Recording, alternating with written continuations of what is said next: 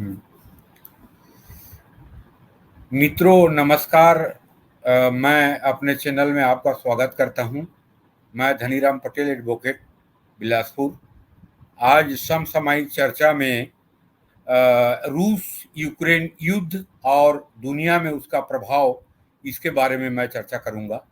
आपको दोनों राष्ट्रों के बैकग्राउंड, हिस्टोरिकल बैकग्राउंड की तरफ ले जाऊंगा कि दोनों का हिस्टोरिकल बैकग्राउंड क्या है। रसिया क्षेत्रफल में दुनिया की सबसे बड़ी राष्ट्र है। उसकी जनसंख्या लगभग 14 करोड़ है।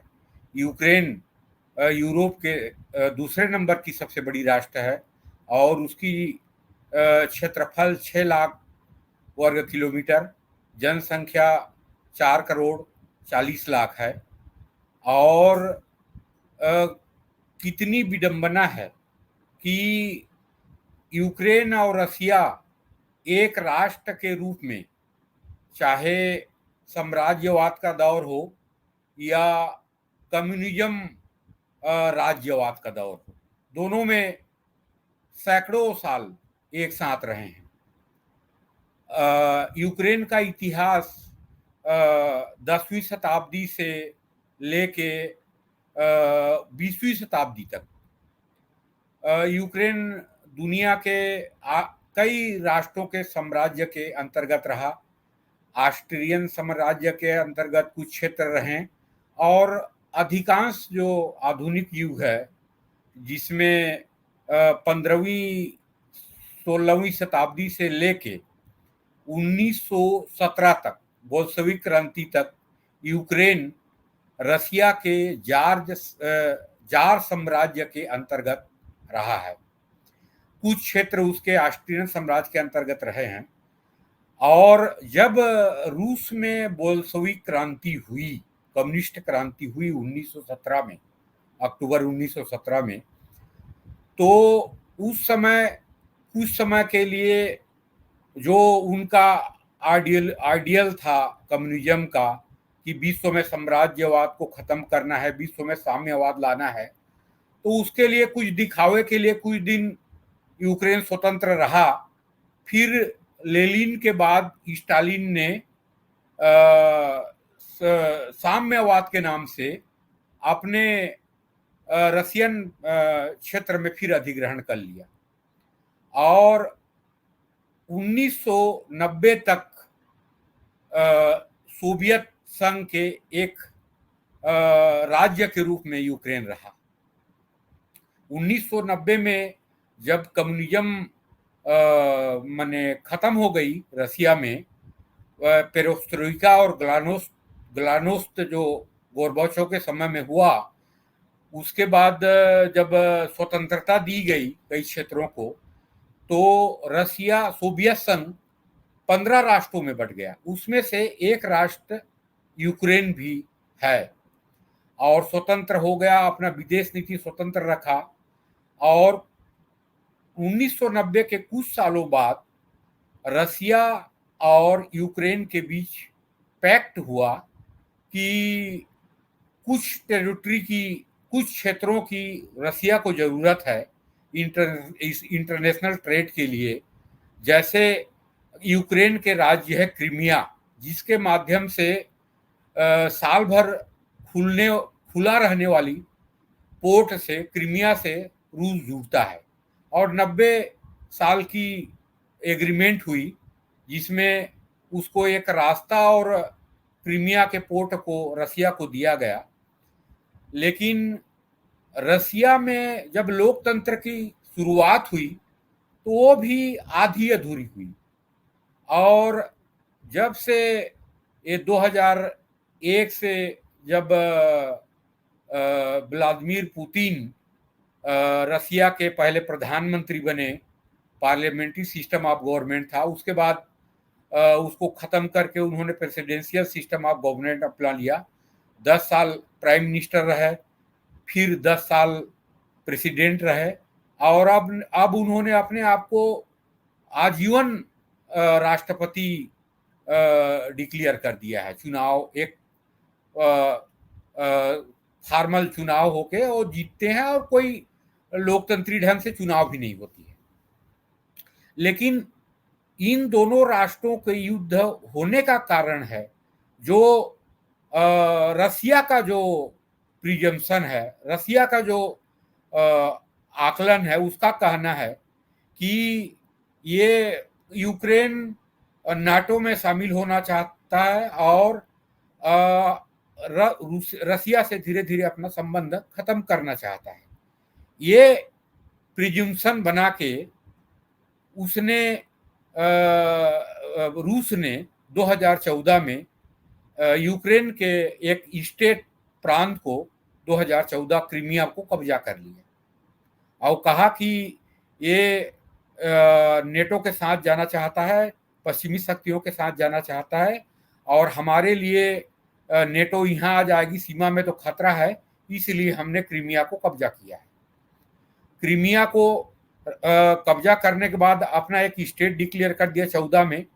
उसके बाद अभी जो मार्च 2022 में रसिया ने जब यूक्रेन पे हमला कर दिया, उस समय भी यही आरोप लगाया कि ये नेटो के साथ जाना चाहता है, अमेरिका के साथ जाना चाहता है और हमारे लिए खतरा है और जब तक इसको सरेंडर नहीं करवाएंगे यूक्रेन को रूस के सामने, तब तक हमारा युद्ध जारी रहेगा करके हमला कर दिया।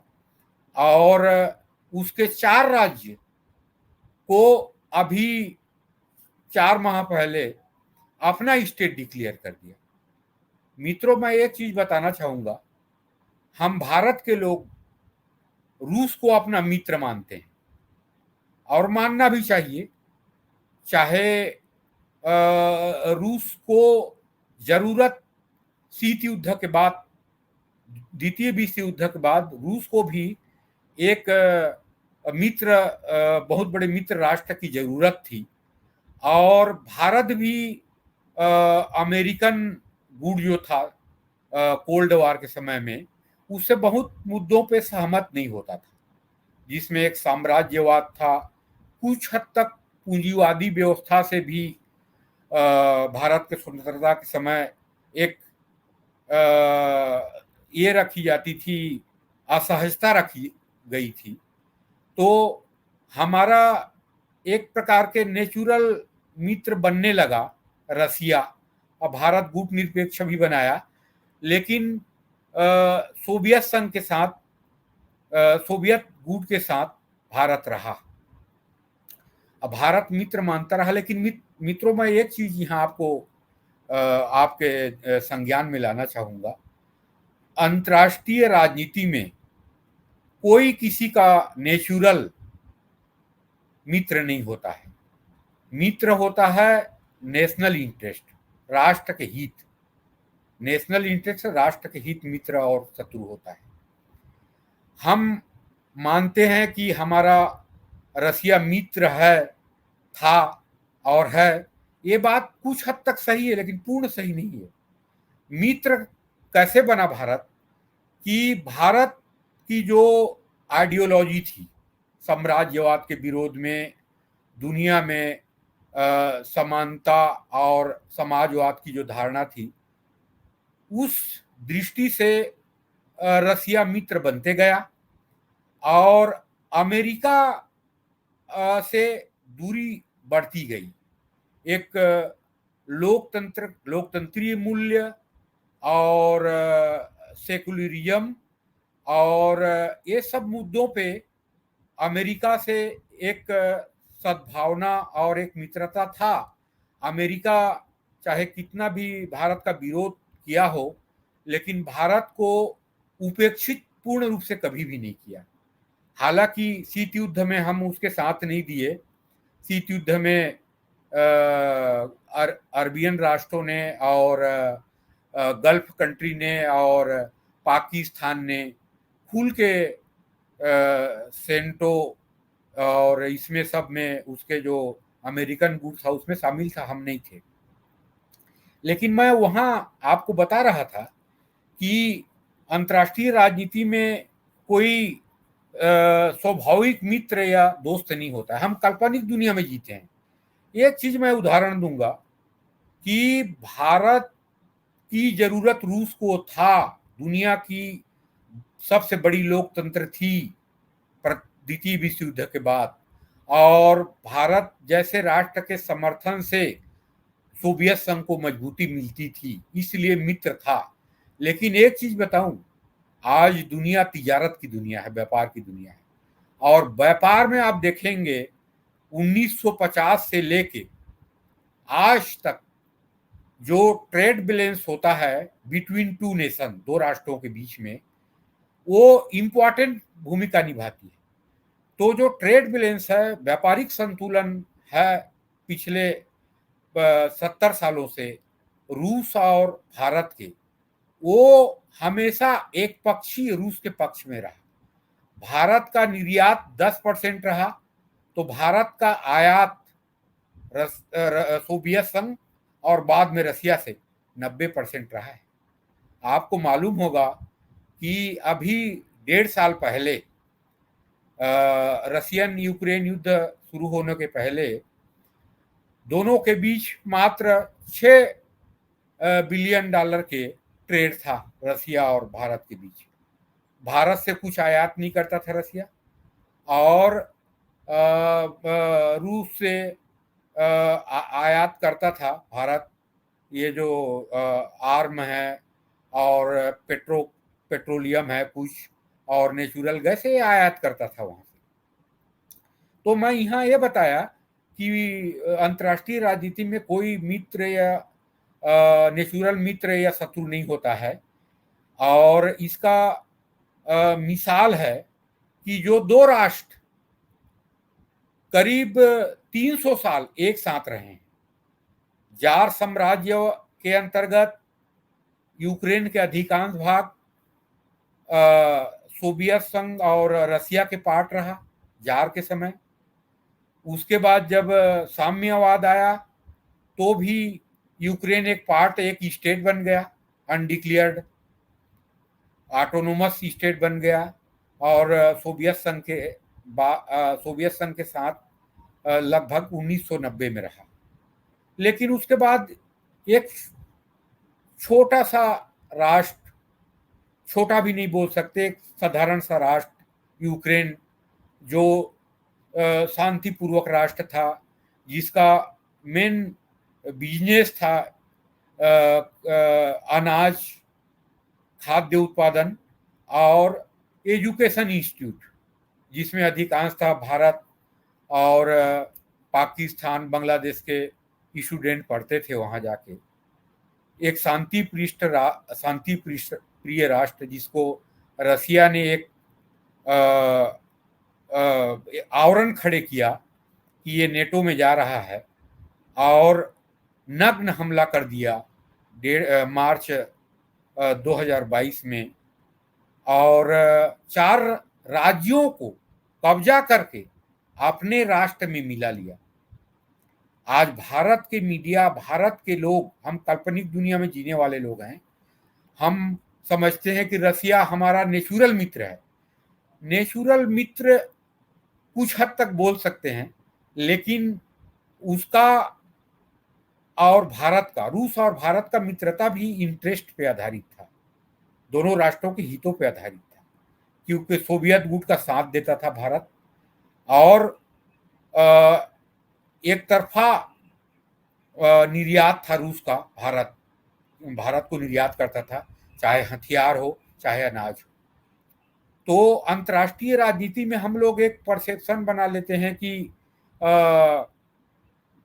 मतलब हमारा वो नेचुरल मित्र है और वो हमारा नेचुरल दुश्मन है। ऐसा कुछ नहीं होता। मैं एक उदाहरण दूंगा। जब चीन ने 1962 में भारत पे नग्न आक्रमण किया, उस समय हमको उस समय की भी आकलन करनी चाहिए। जो मेन स्ट्रीम मीडिया है उसको बताता नहीं है कि दुनिया के उस समय भारत के गुट निरपेक्ष आंदोलन में दुनिया के 100 राष्ट्र थे। जो गुट निरपेक्ष आंदोलन की जब स्थापना किया था भारत ने, और उसका नेतृत्व कर रहा था, जिसमें मुख्य राष्ट्र थे मिस्र, यूगोस्लाविया, इंडोनेशिया और भारत। तब जब भारत पे नग्न आक्रमण किया किसने? चीन ने। तो उस समय मित्रों, दुनिया के सिर्फ एक राष्ट्रों ने चीन को गलत बताया था, बाकी सब साइलेंट हो गए थे, सब चुपचाप हो गए थे, किसी ने कुछ नहीं बोला। रसिया का भी उस समय स्टेटमेंट था, ऑफिशियल स्टेटमेंट था कि चीन हमारा भाई है, चीन हमारा भाई है और भारत हमारा मित्र है, तो हम यहाँ चुप रहना ठीक समझते हैं। उस समय की स्थिति बताऊं, अमेरिका और कनाडा और ब्रिटेन ने खुल के भारत के साथ दिया था।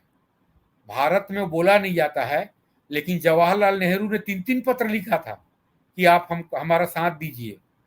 और जब वहां से हथियार कार्गो प्लेन से और जो सैनिक प्लेन से आने लगा, तब चीन ने ये पीछे हट गया और एक तरफा युद्ध विराम करके वापस चला गया और अक्साई चीन और अरुणाचल के लगभग 30,000 वर्ग मील भारतीय भूमि को कब्जा किया है, जो आज भी है। तो यहाँ पे मैं रूस यूक्रेन युद्ध पे भी कहना चाहूंगा कि ये जो 21वीं शताब्दी के मैंडेट है, 21वीं शताब्दी की जो कल्पना है, उसमें यूक्रेन के 5-5 राज्यों को रूस द्वारा कब्जा करना, मैं समझता हूं कि भारत के अधिकांश लोग समर्थन नहीं करते होंगे, नहीं करना चाहिए।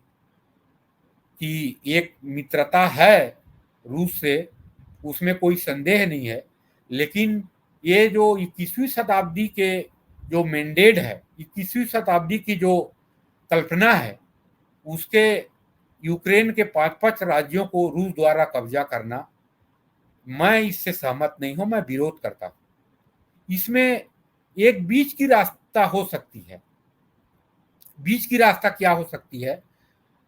दुनिया को इसमें सहमत होना चाहिए और दुनिया को रूस और यूक्रेन को प्रोत्साहित करनी चाहिए कि ये जो 5 राज्यों को कब्जा कर लिया है रसिया ने, उसमें 4 राज्यों को कम से कम वापस कर दे। यूक्रेन को एक पैक्ट के तहत यूक्रेन क्रीमिया को दे दे, जिसमें उसको साल भर खुला पोर्ट मिल जाए रसिया को, और जितना अनाधिकृत कब्जा किया है रसिया ने, उसको वापस कर दे और लंबे समय की एक पैक्ट हो जाए जो यूक्रेन के पूर्वी भागों से लुहांस्क और जो एरिया है वहां से हमेशा के लिए एक route, all time open route Russia को यूक्रेन दे दे और क्रीमिया के पोर्ट दे दे। ये समझौता हो सकती है और ये समझौता हो जाएगी तो दुनिया के हित में है। दुनिया जो आज रूस और यूक्रेन के युद्ध के कारण मंदी के कगार पे है, यूरोप के अधिकांश राष्ट्र की ग्रोथ रेट माइनस, किसी का 1%, किसी का 0.5% हो गया है, अमेरिका का ग्रोथ रेट 1% हो गया है। तो ये दुनिया को इससे निजात मिल सकती है, दुनिया फिर प्रगति की ओर बढ़ सकती है। और यूक्रेन और रूस में कोई बीच के समझौता हो, जहां तक मेरे जो अध्ययन है, भारत सरकार प्रयास भी कर रही है, इंटरनली प्रयास कर रही है और दोनों राष्ट्रों से बात भी कर रही है, लेकिन रसिया में जो पुतिन का एथॉरिटेरियन गवर्नमेंट है, अघोषित तानाशाही है, उसके चलते ये समझौता होने की ओर दोनों, ना यूक्रेन को भी समर्थन मिल रहा है अमेरिका से। और देखिए, दुनिया के युद्ध में सकारात्मक परिणाम और नकारात्मक परिणाम होते हैं। जो निगेटिव इफेक्ट और पॉजिटिव इफेक्ट दुनिया के महत्वपूर्ण युद्ध में होता है। प्रथम विश्व युद्ध हुआ और द्वितीय विश्व युद्ध हुआ। दोनों विश्व युद्ध ने, आपको मालूम होगा, इतिहास को आप अध्ययन करेंगे, दोनों विश्व युद्ध ने विश्व के जो महाशक्ति थे फ्रांस और ब्रिटेन, वो दुनिया के परिदृश्य से महाशक्ति के रूप से गायब हो गया, महाशक्ति के रूप में गायब हो गया। एक नया महाशक्ति उदय हुआ, वो महाशक्ति उदय हुआ अमेरिका। तो वो जो विश्व युद्ध हुआ उसमें ऋणदाता बन गया अमेरिका। अमेरिका की इकोनॉमी, उसके हथियार निर्यात से, और युद्ध में शामिल भी हुआ अमेरिका, उसके बावजूद भी जो यूरोपियन राष्ट्र हैं, जापान है, उससे ट्रेड और सब कारणों से अमेरिका विश्व के महाशक्ति बन गया। और दूसरा महाशक्ति बन गया रसिया। तो प्रथम विश्व युद्ध, द्वितीय विश्व युद्ध के जो पॉजिटिव इफेक्ट हुआ वो अमेरिका और रसिया को हुआ, और दोनों अलग महाशक्ति बन गए, दोनों दो महाशक्ति बन गए। और जो दुनिया के तीन महाशक्ति थे, तीन मान सकते हैं, जर्मनी था, फ्रांस था और ब्रिटेन था, वो द्वितीय विश्व युद्ध के 1945 के बाद दुनिया के परिदृश्य से महाशक्ति के रूप में गायब हो गया। इसमें यहाँ पे एक चीज और है, ये इसको हम लोग मानते नहीं हैं और इसको हम सकारात्मक नहीं लेते हैं, लेकिन रूस यूक्रेन युद्ध के निगेटिव इफेक्ट भी पड़ा भारत पे 40%, तो 60% पॉजिटिव इफेक्ट भी पड़ा। भारत के कई देशों से निर्यात बढ़ा इस युद्ध के कारण। ये हम नहीं, इससे हम माने इसको स्वीकार नहीं करते कि युद्ध हो कि हमको फायदा हो रहा है, ये बात नहीं है। लेकिन दुनिया के जो जितने भी बड़े बड़े युद्ध हुए हैं तो उसमें कई राष्ट्रों पे निगेटिव इफेक्ट, कई राष्ट्रों में पॉजिटिव इफेक्ट पड़ता है। तो अंत में मैं ये कहना चाहूंगा कि जो हम नेचुरल मित्र मानते हैं, तो आज के विश्व राजनीति में, आज तिजारत की दुनिया में, आज व्यापार की दुनिया में कोई किसी की नेचुरल प्राकृतिक मित्र और प्राकृतिक दुश्मन नहीं होता है। राष्ट्र के इंटरेस्ट और राष्ट्र के हित परमानेंट होता है। कोई मूल्य और नेचुरल मित्र ये हमेशा नहीं रहता है, ये राष्ट्र के हित हमेशा रहते हैं। जिसका मैं उदाहरण दिया, चीन भारत युद्ध, चीन ने जब हमला कर दिया तो सोवियत संघ ने कुछ कमेंट से नहीं किया, कुछ नहीं बोला। उस समय हमारा साथ दिया था अमेरिका, कनाडा और ब्रिटेन ने, पश्चिमी राष्ट्रों ने, मुख्यतः अमेरिका, कनाडा और ब्रिटेन ने दिया था। और इसीलिए चीन को अपने एक तरफा युद्ध विराम करके पीछे हटना पड़ा था।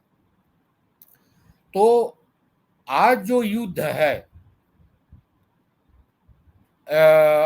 यूक्रेन और रूस के बीच में, उसमें दुनिया के हित में यह है कि एक मध्यमार्गीय रास्ता अपना के, यूक्रेन और रूस मध्यमार्गीय रास्ता अपना के एक समझौता कर लें, तो ऑल टाइम सी पोर्ट मिल जाए एक रसिया को क्रीमिया में, और उसको एक रूट दे दिया जाए, बाकी जो 5 राज्यों को कब्जा किया है रसिया उसको वापस कर दे। और जहां तक रूस का अवधारणा है, उसका मानना है कि माने नेटो में यूक्रेन शामिल नहीं हो सकता, मेरा हित है। आज 21वीं शताब्दी में ऐसे नहीं बोल सकते। आज देखिए नेपाल जैसे छोटा राष्ट्र, सांस्कृतिक रूप से, धार्मिक रूप से, इकोनॉमिक रूप से हमारे से पूरा जुड़ा हुआ है, हमारे भारत पे डिपेंड है। उसके बावजूद भी पिछले 10 साल 20 साल से मैंने अपने स्वार्थ के लिए नेपाल कभी भारत की तरफ जा रहा है, कभी चीन की तरफ जा रहा है।